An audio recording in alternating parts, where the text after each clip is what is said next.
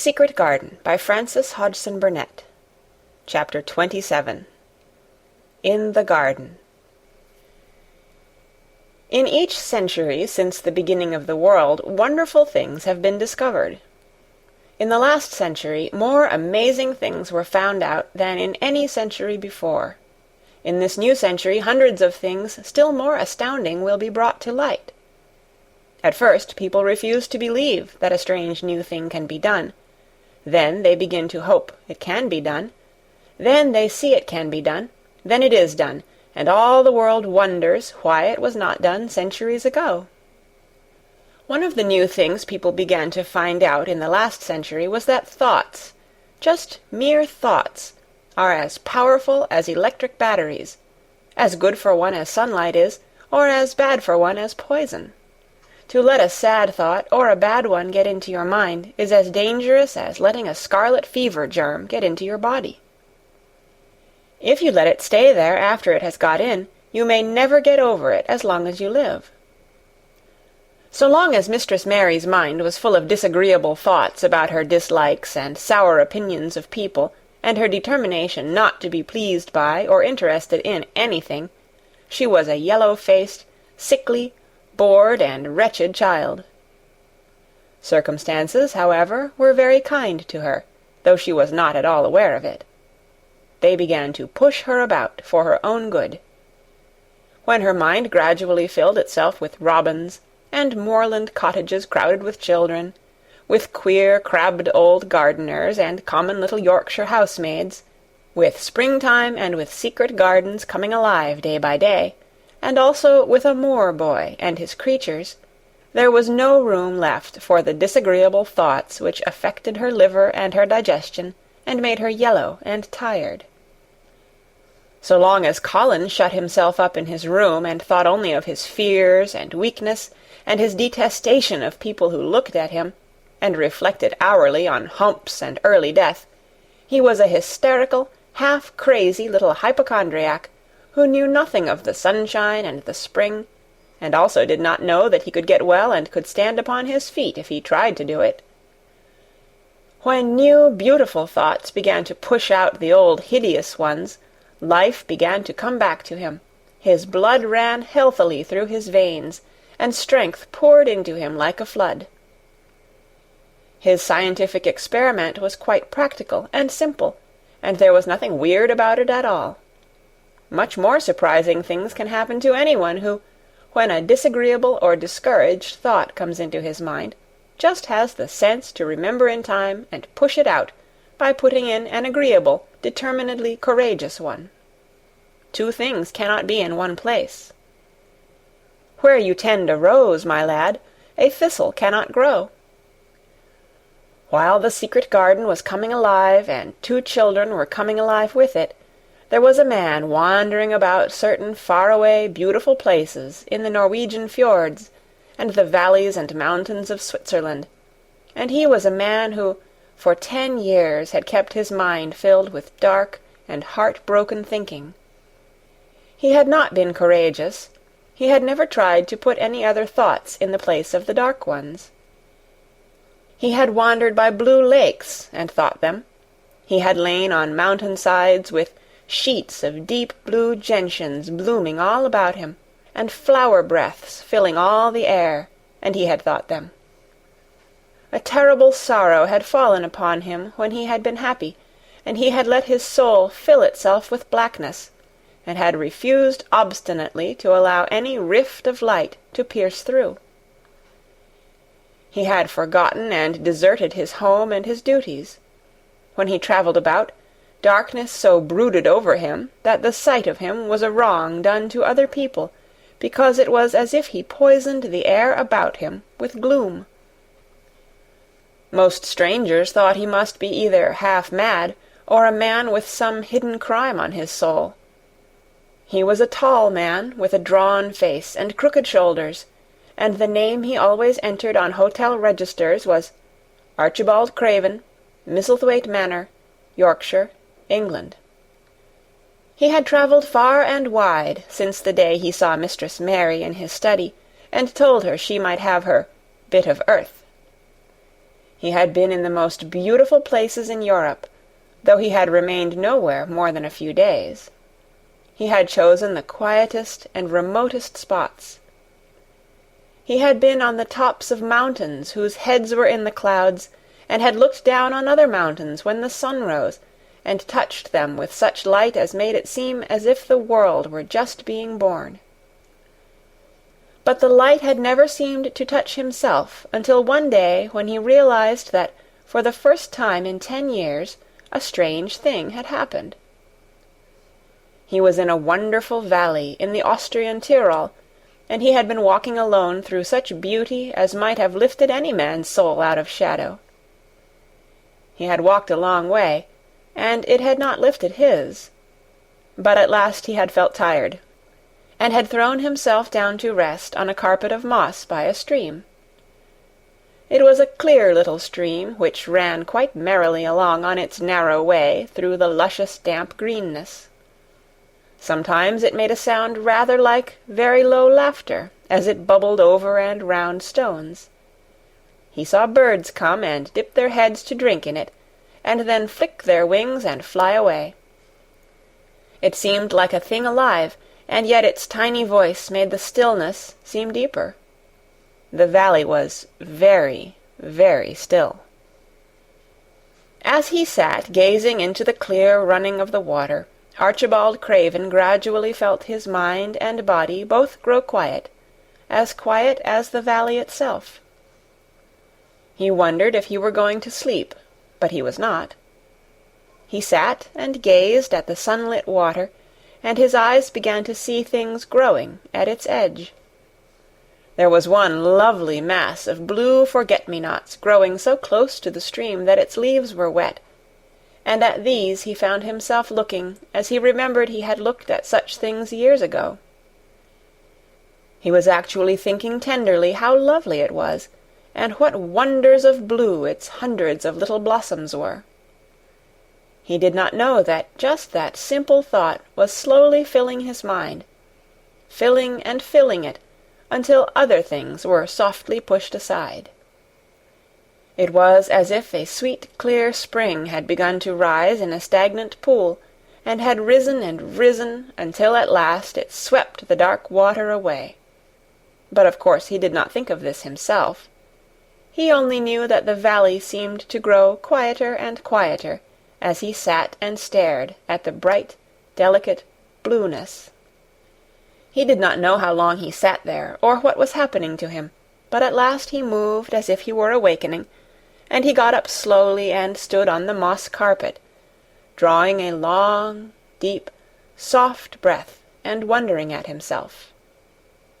Something seemed to have been unbound and released in him, very quietly. "What is it?"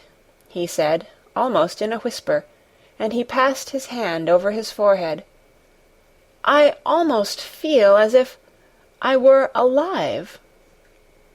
I do not know enough about the wonderfulness of undiscovered things to be able to explain how this had happened to him. Neither does anyone else yet.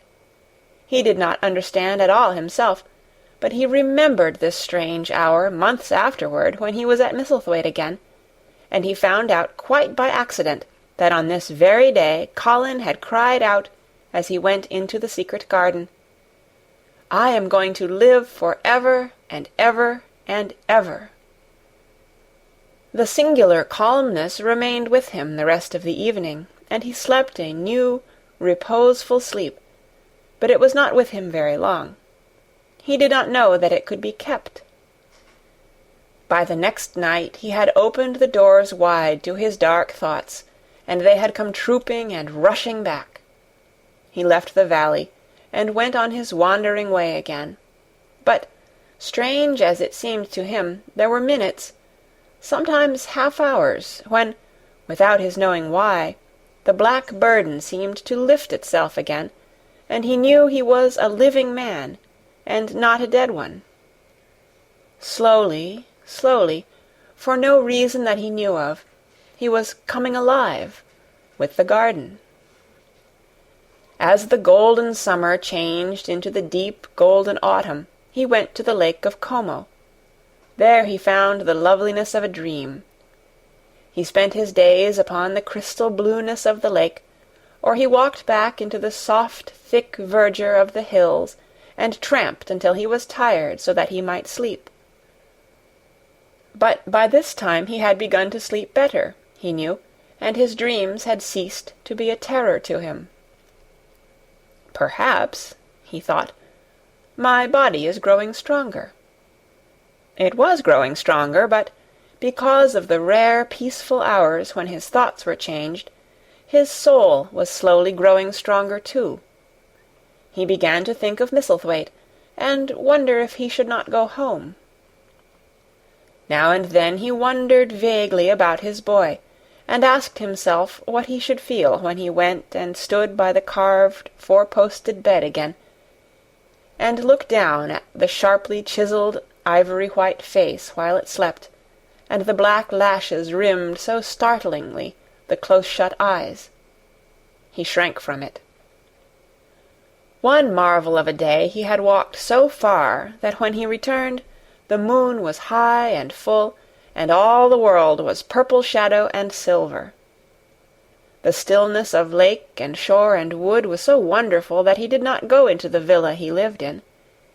He walked down to a little bowered terrace at the water's edge, and sat upon a seat, and breathed in all the heavenly scents of the night. He felt the strange calmness stealing over him, and it grew deeper and deeper until he fell asleep. He did not know when he fell asleep, and when he began to dream. His dream was so real that he did not feel as if he were dreaming.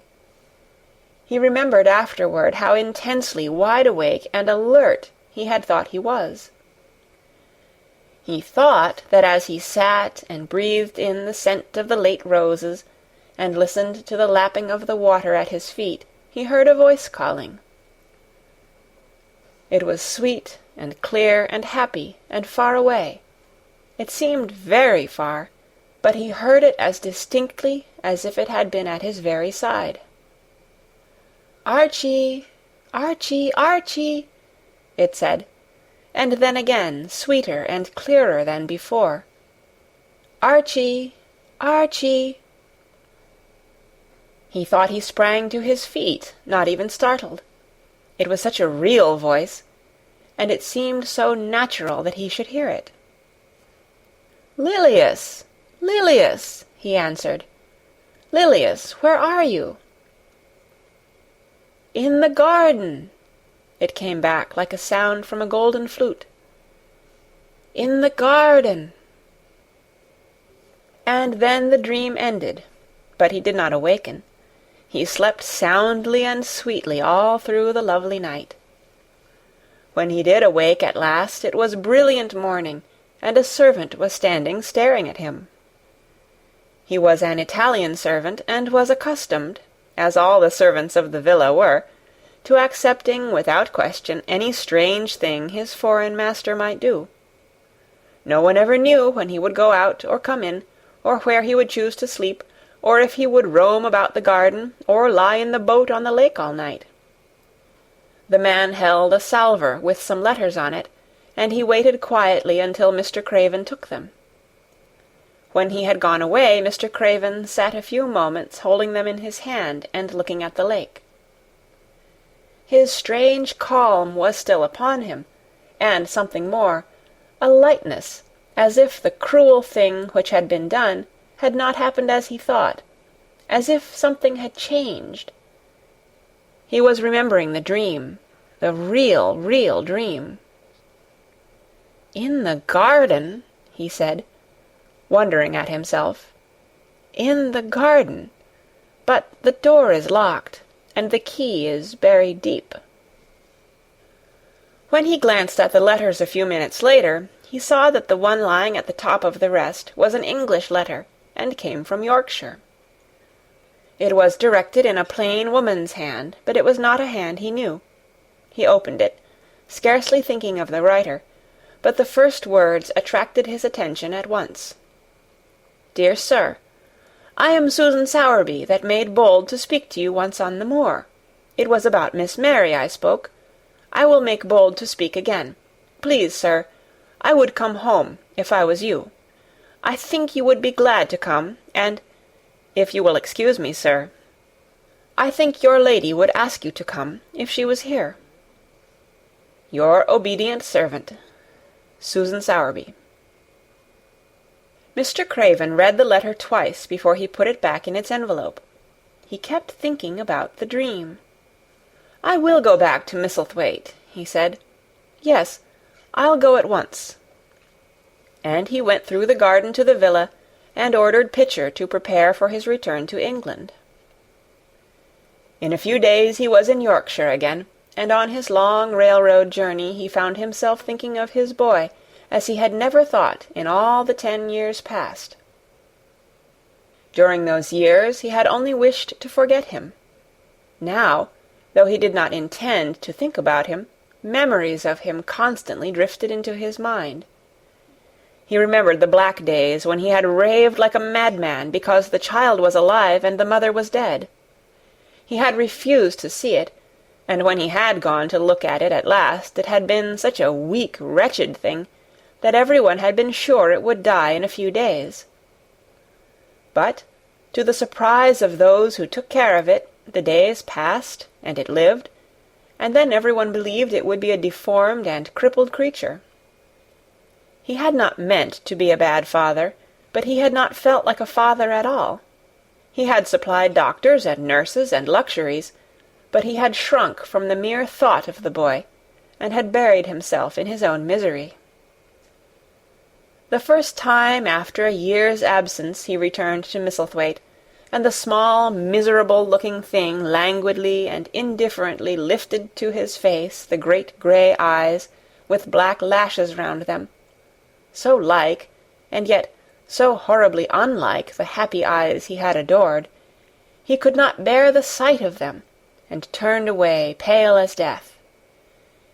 After that he scarcely ever saw him except when he was asleep, and all he knew of him was that he was a confirmed invalid, with a vicious, hysterical, half-insane temper. He could only be kept from furies dangerous to himself by being given his own way in every detail. All this was not an uplifting thing to recall, but as the train whirled him through mountain passes and golden plains, the man who was coming alive began to think in a new way, and he thought long and steadily and deeply. "Perhaps I have been all wrong for 10 years," he said to himself. 10 years is a long time. It may be too late to do anything, quite too late. What have I been thinking of?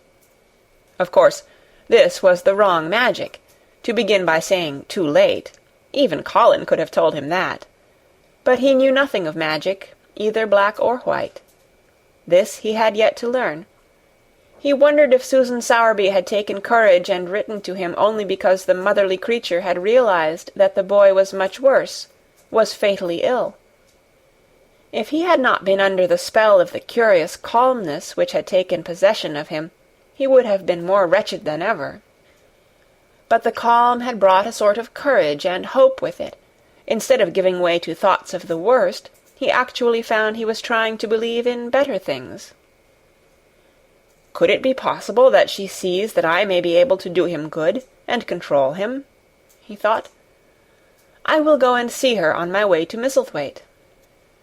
But when on his way across the moor he stopped the carriage at the cottage, 7 or 8 children who were playing about gathered in a group, and bobbing 7 or 8 friendly and polite curtsies, told him that their mother had gone to the other side of the moor early in the morning to help a woman who had a new baby. Our Dickon, they volunteered, was over at the manor, working in one of the gardens where he went several days each week. Mr. Craven looked over the collection of sturdy little bodies and round, red-cheeked faces, each one grinning in its own particular way, and he awoke to the fact that they were a healthy, likable lot. He smiled at their friendly grins, and took a golden sovereign from his pocket, and gave it to our Lisbeth Ellen, who was the oldest. If you divide that into 8 parts, there will be half a crown for each of you, he said. Then, amid grins and chuckles and bobbing of curtsies, he drove away, leaving ecstasy and nudging elbows and little jumps of joy behind. The drive across the wonderfulness of the moor was a soothing thing. Why did it seem to give him a sense of home-coming, which he had been sure he could never feel again, that sense of the beauty of land and sky and purple bloom of distance, and a warming of the heart at drawing nearer to the great old house, which had held those of his blood for 600 years. How he had driven away from it the last time, shuddering to think of its closed rooms, and the boy lying in the four-posted bed with the brocaded hangings. Was it possible that perhaps he might find him changed a little for the better, and that he might overcome his shrinking from him? How real that dream had been!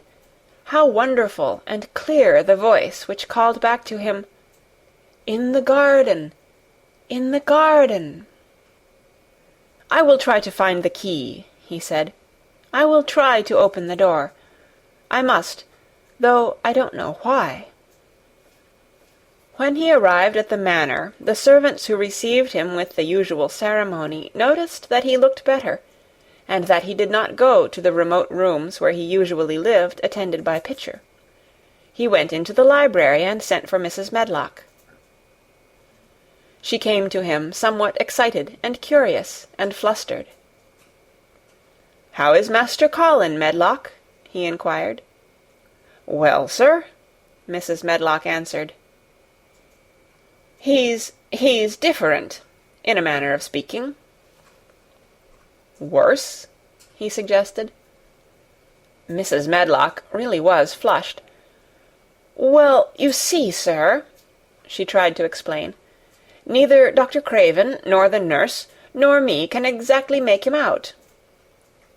"Why is that?" "To tell the truth, sir, Master Colin might be better, and he might be changing for the worse. His appetite, sir, is past understanding, and his ways—" "Has he become more peculiar?" her master asked, knitting his brows anxiously. "That's it, sir. He's growing very peculiar, when you compare him with what he used to be. He used to eat nothing, and then suddenly he began to eat something enormous, and then he stopped again all at once, and the meals were sent back just as they used to be. You never knew, sir, perhaps, that out of doors he would never let himself be taken. The things we've gone through to get him to go out in his chair would leave a body trembling like a leaf. He'd throw himself into such a state that Dr. Craven said he couldn't be responsible for forcing him. Well, sir, just without warning, not long after one of his worst tantrums, he suddenly insisted on being taken out every day by Miss Mary and Susan Sowerby's boy Dickon, that could push his chair. He took a fancy to both Miss Mary and Dickon brought his tame animals, and, if you'll credit it, sir, out of doors he will stay from morning until night." "How does he look?" was the next question. "If he took his food natural, sir, you'd think he was putting on flesh, but we're afraid it may be a sort of bloat. He laughs sometimes in a queer way when he's alone with Miss Mary. He never used to laugh at all. Dr. Craven is coming to see you at once, if you'll allow him. He never was as puzzled in his life." "Where is Master Colin now?" Mr. Craven asked. "In the garden, sir. He's always in the garden, though not a human creature is allowed to go near for fear they'll look at him." Mr. Craven scarcely heard her last words. "In the garden," he said, and after he had sent Mrs. Medlock away, he stood and repeated it again and again. "In the garden." He had to make an effort to bring himself back to the place he was standing in, and when he felt he was on earth again, he turned and went out of the room. He took his way, as Mary had done, through the door in the shrubbery, and among the laurels and the fountain beds. The fountain was playing now, and was encircled by beds of brilliant autumn flowers. He crossed the lawn, and turned into the long walk by the ivied walls. He did not walk quickly, but slowly, and his eyes were on the path. He felt as if he were being drawn back to the place he had so long forsaken, and he did not know why. As he drew near to it, his step became still more slow. He knew where the door was, even though the ivy hung thick over it, but he did not know exactly where it lay, that buried key. So he stopped, and stood still, looking about him, and almost the moment after he had paused, he started and listened, asking himself if he were walking in a dream. The ivy hung thick over the door. The key was buried under the shrubs. No human being had passed that portal for 10 lonely years. And yet, inside the garden there were sounds. There were the sounds of running, scuffling feet, seeming to chase round and round under the trees. There were strange sounds of lowered, suppressed voices, exclamations, and smothered joyous cries. It seemed actually like the laughter of young things, the uncontrollable laughter of children who were trying not to be heard, but who, in a moment or so, as their excitement mounted, would burst forth. What in heaven's name was he dreaming of? What in heaven's name did he hear? Was he losing his reason, and thinking he heard things which were not for human ears? Was it that the far, clear voice had meant? And then the moment came, the uncontrollable moment when the sounds forgot to hush themselves. The feet ran faster and faster. They were nearing the garden door. There was quick, strong, young breathing, and a wild outbreak of laughing which could not be contained. And the door in the wall was flung wide open, the sheet of ivy swinging back, and a boy burst through it at full speed and, without seeing the outsider, dashed almost into his arms.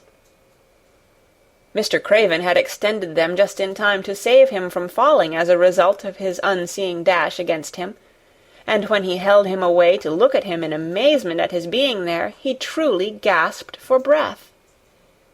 He was a tall boy, and a handsome one. He was glowing with life, and his running had sent splendid colour leaping to his face. He threw the thick hair back from his forehead, and lifted a pair of strange grey eyes full of boyish laughter, and rimmed with black lashes like a fringe. It was the eyes which made Mr. Craven gasp for breath. "Who? What? Who?" he stammered. This was not what Colin had expected. This was not what he had planned.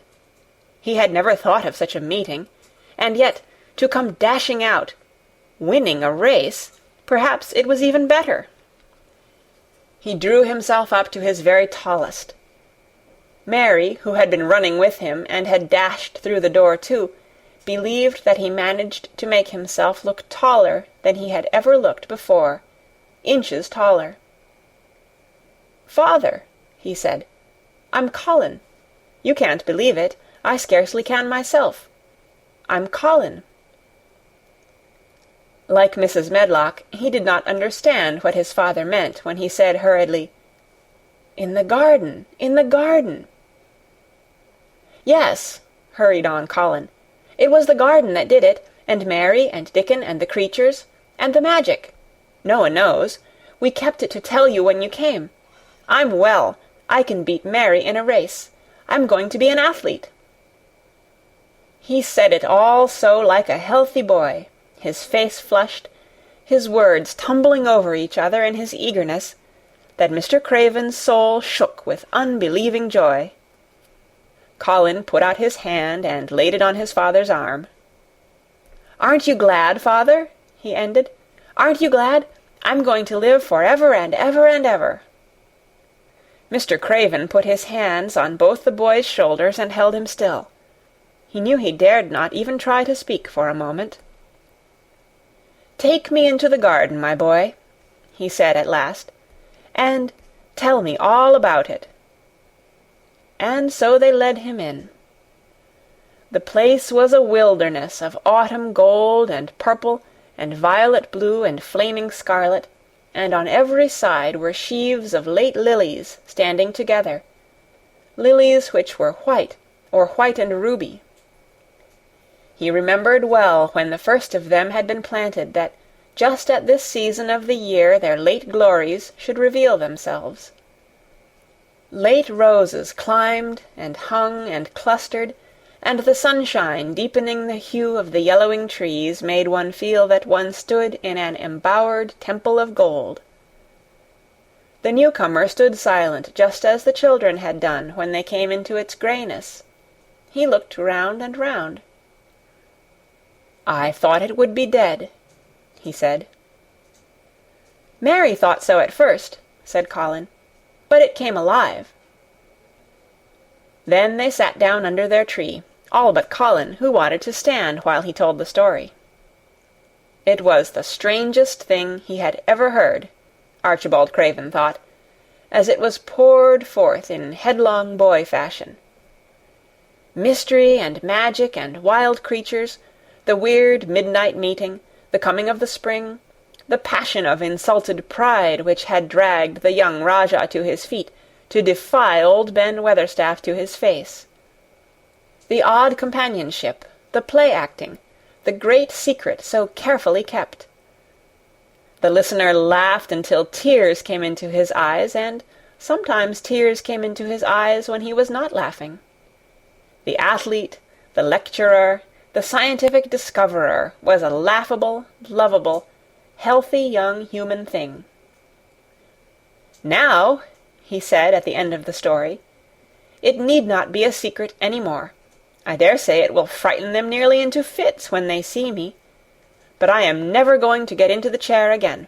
I shall walk back with you, father, to the house." Ben Weatherstaff's duties rarely took him away from the gardens, but on this occasion he made an excuse to carry some vegetables to the kitchen, and being invited into the servants' hall by Mrs. Medlock to drink a glass of beer, he was on the spot, as he had hoped to be, when the most dramatic event Misselthwaite Manor had seen during the present generation actually took place. One of the windows looking upon the courtyard gave also a glimpse of the lawn. Mrs. Medlock, knowing Ben had come from the gardens, hoped that he might have caught sight of his master, and even by chance of his meeting with Master Colin. "Did you see either of them, Weatherstaff?" she asked. Ben took his beer-mug from his mouth and wiped his lips with the back of his hand. "Aye, that I did," he answered with a shrewdly significant air. "Both of them?" suggested Mrs. Medlock. "Both of 'em," returned Ben Weatherstaff. "Thank you kindly, ma'am. I could sup up another mug of it." "Together?" said Mrs. Medlock, hastily overfilling his beer-mug in her excitement. "Together, ma'am." And Ben gulped down half of his new mug at one gulp. "Where was Master Colin? How did he look? What did they say to each other?" "I didna hear that," said Ben, "along o' only being on the step-ladder looking over the wall. But I'll tell thee this, there's been things going on outside as you house-people knows nowt about, and what thou'll find out soon." And it was not 2 minutes before he swallowed the last of his beer, and waved his mug solemnly toward the window which took in through the shrubbery a piece of the lawn. "Look there," he said, "if thou's curious. Look what's comin' across the grass." When Mrs. Medlock looked, she threw up her hands and gave a little shriek, and every man and woman servant within hearing bolted across the servants' hall, and stood looking through the window with their eyes almost starting out of their heads. Across the lawn came the master of Misselthwaite, and he looked as many of them had never seen him, and by his side, with his head up in the air, and his eyes full of laughter, walked as strongly and steadily as any boy in Yorkshire, Master Colin. End of chapter 27, and the end of The Secret Garden by Frances Hodgson Burnett. Read by Kara Schallenberg on February 20th, 2006, in Oceanside, California.